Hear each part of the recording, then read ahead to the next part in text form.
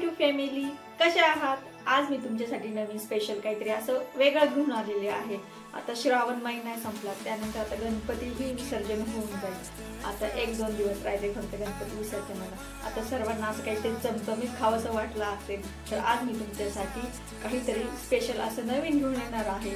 असं समजा की अचानक आपल्याकडे पाहुणे येणार आहे, त्यांचा अर्जंट कॉल आला की आम्ही एखादा अर्धा तासात येतोय, तुमच्याकडे व्हेज नाही, त्यांना नॉन व्हेज खाण्याची इच्छा आहे। मग अशा वेळेला तुम्ही काय करणार? तर मी बिर्याणी तर इतक्या लवकर करू शकत नाही आणि नॉन व्हेज करायचं म्हटलं की त्याला वेळ लागून जातो।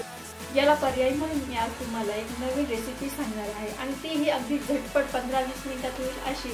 तर एग पुलाव कसा करायचा ते आज मी तुम्हाला ह्या रेसिपीमध्ये सांगणार आहे। तर त्यासाठी तुम्ही हा व्हिडिओ शेवटपर्यंत बघा आणि तुम्हाला हा व्हिडिओ कसा वाटला तेही मला कमेंट्समध्ये नक्की सांगा। आणि चला तर मग आता रेसिपीला सुरुवात करूया।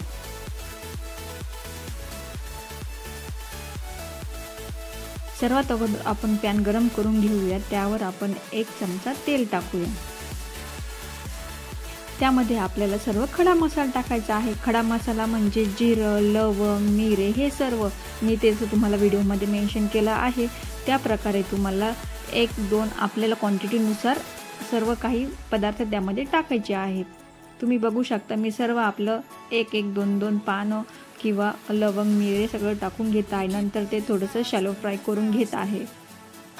ते थोडंसं आपल्याला लालसर झाल्यानंतर त्यानंतर बारीक चिरलेला कांदा आपल्याला मिक्स करायचा आहे।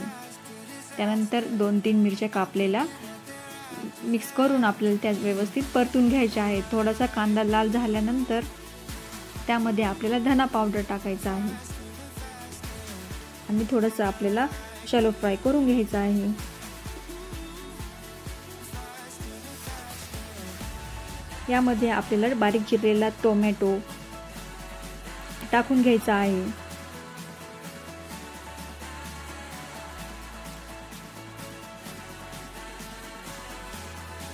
यात आपल्याला रेड चिली पावडर टाकायची आहे। त्यानंतर आपल्याला हळदी पावडर म्हणजे टर्मरिक पावडर टाकायची आहे। त्यानंतर गरम मसाला 1 टेबलस्पून, त्यानंतर मीठ सॉल्ट टाकायचं आहे आणि ते व्यवस्थित आपल्याला फ्राय करून घ्यायचं आहे। त्यानंतर यामध्ये आपल्याला दही टाकायचं आहे 2 टेबलस्पून आणि ते व्यवस्थित मिक्स करून घ्यायचं आहे। त्यानंतर यामध्ये आपल्याला कस्तुरी मेथी टाकायची आहे 1 टेबलस्पून।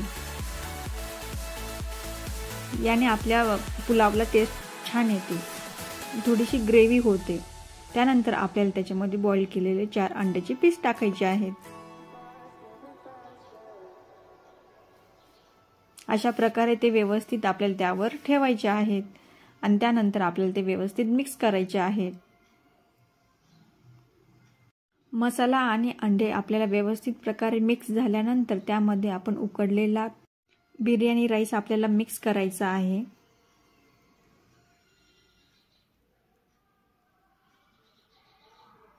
त्यावर आपल्याला थोडीशी कोथिंबीर टाकायची आहे। अशा प्रकारे मी सर्व बाजूने कोथिंबीर मिक्स करून घेतली आहे आणि लगेचच आपल्याला झाकण ठेवून द्यायचं आहे आणि 4 ते 5 मिनिटं आपल्याला मंद आचेवर वाफ आणायची आहे। आणि तुम्ही बघू शकता शेवट आपला पुलाव किती सुंदर झालेला आहे। ही रेसिपी नक्कीच करून बघा। तुम्हाला ही रेसिपी कशी वाटली आणि तुमची रेसिपी कशी बनली हे मला कमेंट्स मध्ये नक्की सांगा। तर